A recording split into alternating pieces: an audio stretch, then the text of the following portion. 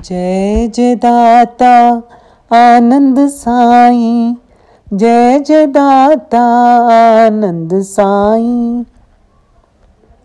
ओम साईं सर्वव्यापकाय नमः।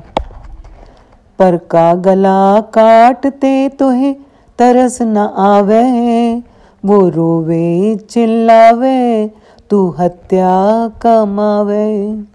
जीवों की कलेजियां चटके ले ले खावे, अंत धर्मराय दरबार करम भोग को जावे। तौबा कर ले ईश्वर के न्याय से बचना जो चावे, दूसरे से इतना कर बुरा जितना खुद सह पावे, जितना खुद सह पावे। श्री साईं गीता श्लोक नंबर 4039। अपनी ज़बान के स्वाद के लिए जीव हत्या करना महापाप है। कबीर जी कहते हैं, खुश खाना है खिचड़ी थोड़ा डाले लौन, मांस पराया खाए के गला कटावे कौन। और एक दुआ है उनका, मुल्ला तुझे करीम का कब आया फरमान, दया भाव हृदय नहीं जब वह करे हैवान। अंग भंग मछली और सुरा जो जो प्राणी खाए, ताके शुभ कर्म सबे रसातल जाए। कर्म गति बहुत बलवान होती है। अपने जीवा के स्वाद के लिए दूसरों के गले काटे जाते हैं। वो जीव रोता है, चिल्लाता है, लेकिन किसी को दया नहीं आती है। कल तुम्हारे ऊपर भी आएगा। स्वामी जी जो आनंद साईं जी के गुरु हैं, कहते थे, बकरी के सन्मुख बकरी के बच्चे को काटा जाता है, या बच्चे के सन्मुख माँ को काटा जाता है। मनुष्य के बच्चे को एक सुई भी चुभ जाए तो उसे कितना दर्द होता है।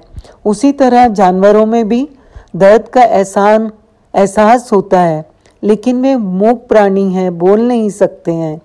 एक मनुष्य का बच्चा अगर कुएं में गिर जाए तो मनुष्य सोचता है कि बच्चे को कैसे निकाला जाए, लेकिन बकरी का बच्चा गिरता है तो बकरी स्वयं कुएं में कूद जाती है।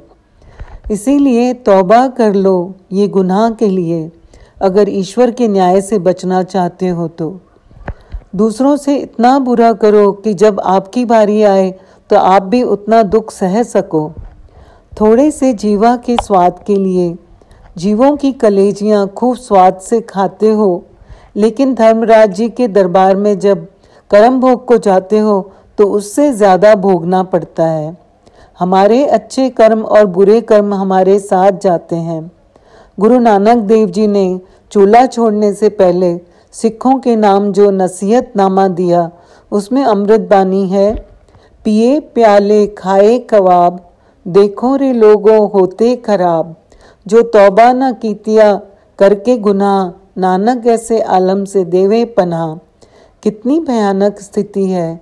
जब तक हम दया प्रेम अहिंसा नहीं लाएंगे तो श्री बाबा सरकार की दया को कैसे पाएंगे।